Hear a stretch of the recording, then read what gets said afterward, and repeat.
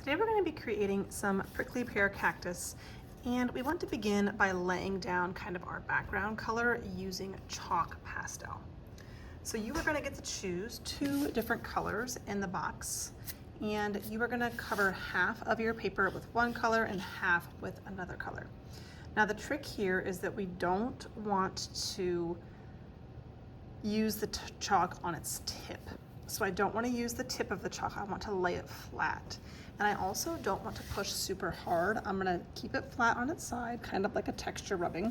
Just going to rub the chalk kind of back and forth. I'm not pushing down hard and fast. If I see lots of dust, that's not a good sign. I want to just gently kind of rub in a circle. And again, I'm going about halfway down my paper, trying to make sure I also go off the edges so I get a little bit of that color everywhere.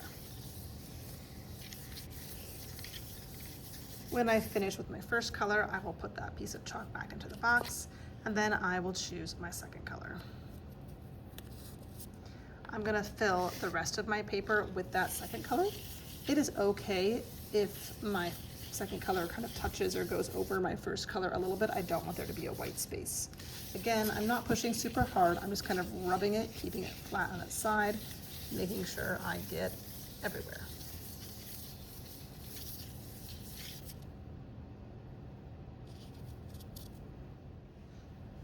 Once I've put down that nice layer of color, I'm going to use a tissue, and I'm just going to fold it in half a couple times. And I'm going to take this tissue and kind of rub in a circle and blend some of that chalk pastel just into the paper a little bit. So kind of rubbing in like a circular motion. And it helps to blend that color down into the paper.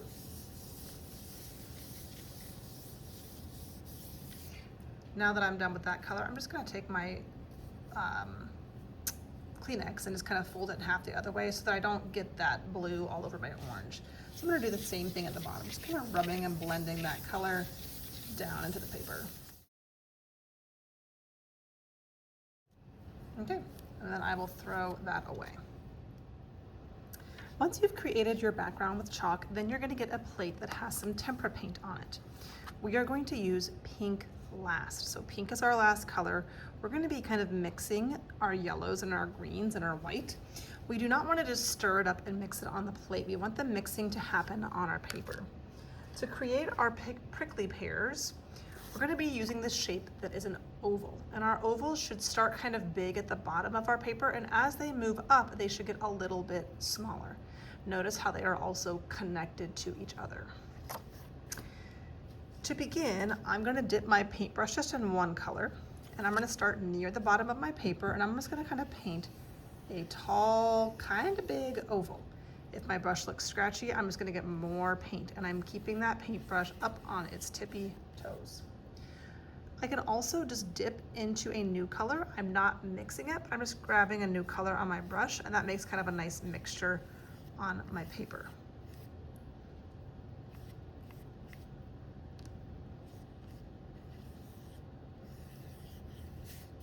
Okay, so I got my first big oval filled in.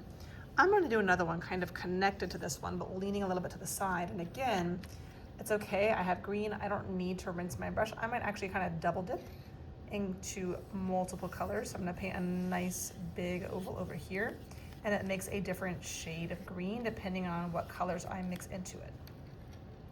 I might paint one more down here at the bottom, and it's okay. Again, I'm not mixing up the colors. I'm just kind of dipping into the colors to kind of get that nice green color. Okay, I'm gonna start moving my cactus upwards. So I'm gonna do a little bit of double dipping. It's okay, I'm not mixing them up. I'm just dipping a few colors. This time my oval is gonna be medium size, so not quite as big as the one on the bottom, a little bit smaller. And I'm gonna add maybe another one right here.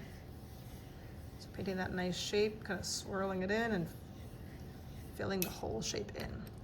I'm gonna keep on going, kind of dipping in a couple colors and painting these ovals that are kind of getting smaller and smaller as I move towards the top of my paper.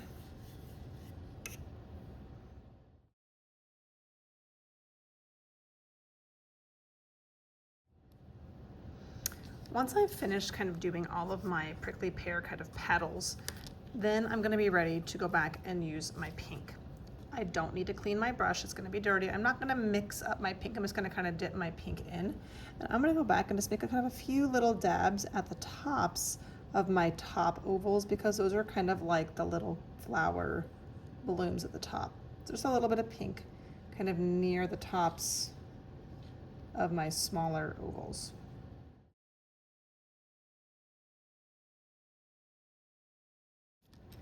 Now, with a little bit of the pink in my brush, I don't want a lot of pink, but I'm just gonna get a little bit of pink, and I'm gonna go back into a couple of my ovals, not all of them. I'm just gonna do a little bit of kind of like a line at the top of the oval, kind of like a rainbow shape at the top. So I'm not painting the whole oval, I'm doing just a little rainbow shape kind of at the top. It's kind of giving a little bit more color to some of my cactuses. It's kind of like a little rainbow shape, or even just a little curve on some of them, not all of them. And I don't want a lot of pink in my brush, just a little bit.